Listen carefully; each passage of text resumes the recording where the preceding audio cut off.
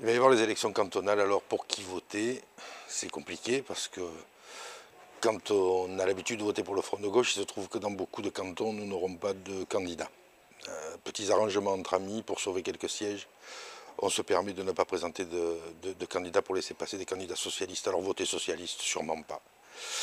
Alors je vais rapporter ce qui se passe au niveau national à mon propre canton de Vitrolles. Donc nous avons un candidat FN, un candidat UMP, un socialiste qui est le maire sortant, un candidat Debout la France et un candidat d'extrême gauche.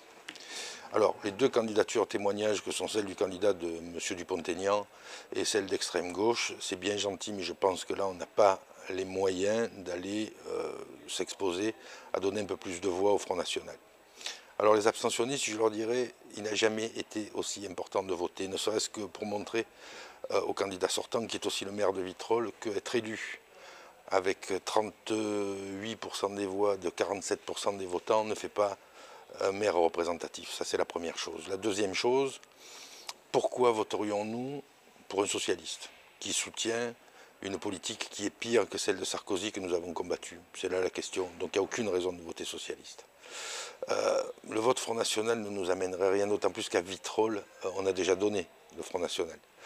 C'était le MNR, mais c'était ses cousins, c'est la même chose. D'autant plus qu'avec le jeu de report de voix, puisque M. Guérini a déjà appelé les candidats socialistes à voter pour l'UMP s'il y avait un deuxième tour UMP-FN, on voit bien qu'il n'y aura pas de siège suffisant pour le Front National pour faire quoi que ce soit, donc ne tombez pas dans ce leurre qui ne ferait que donner des voix au Parti Socialiste.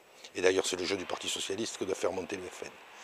Alors j'allais dire, en ce qui concerne le canton de Vitrolles, le seul moyen que nous avons de montrer à Monsieur le maire que nous ne cautionnons pas sa politique de bétonisation de la ville, c'est de voter malheureusement pour le candidat UMP, qui est Richard Malier. Alors, j'allais vous dire, Richard Malier, c'est celui qui a inventé l'ouverture des magasins le dimanche. Mais finalement, entre Malier, qui a ouvert les magasins le dimanche, et Macron, qui veut en ouvrir encore plus, pourquoi voter pour celui qui soutient Macron? Le vote gâchon, c'est le vote Macron. Et ça, le vote Macron, il est hors de question que nous le fassions. Je vous rappellerai qu'il faut sanctionner la politique du maire sortant, puisque le maire fait du béton, et je disais dans une vidéo précédente, le vote gâchon, c'est le vote béton, donc hors de question de voter pour le vote gâchon. Et puis, le Conseil général va être élu pour encore quelques années, soutenir la politique d'entretien de nos routes, des collèges et de la solidarité. Alors, si après le béton, c'est le goudron, et on ne va pas soutenir le vote gâchon qui serait le vote goudron.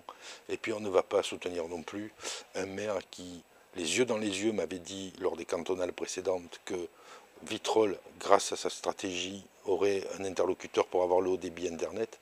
Et 6 ans après, toujours rien n'est fait. Donc le vote gâchon, c'est le vote mensonge en plus. Donc malheureusement, comme nous l'avons fait une fois lors d'un duel Chirac-Le Pen, il va falloir voter UMP dans le canton de Vitrolles. Et je crois que ceci pourrait s'appliquer à tous mes camarades qui n'ont pas de candidat. Il faut montrer à l'appareil que nous ne rentrons pas dans ces petits arrangements et que nous ne mettrons pas en place des candidats socialistes qui n'ont fait que trahir et qui s'autoproclament de gauche. Alors je rappellerai pour le canton de Vitrolles, le vote gâchon c'est le vote Macron, le vote gâchon c'est le vote béton, le vote gâchon c'est le vote bouchon sur la route entre l'aéroport et le rond-point de Salon, et le vote gâchon c'est le vote goudron. Donc nous ne votons ni pour Macron, ni pour le goudron, ni pour le béton, ni pour les bouchons.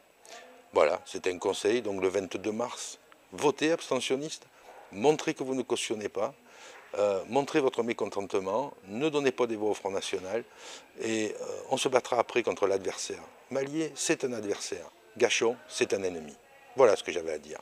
Bonne soirée.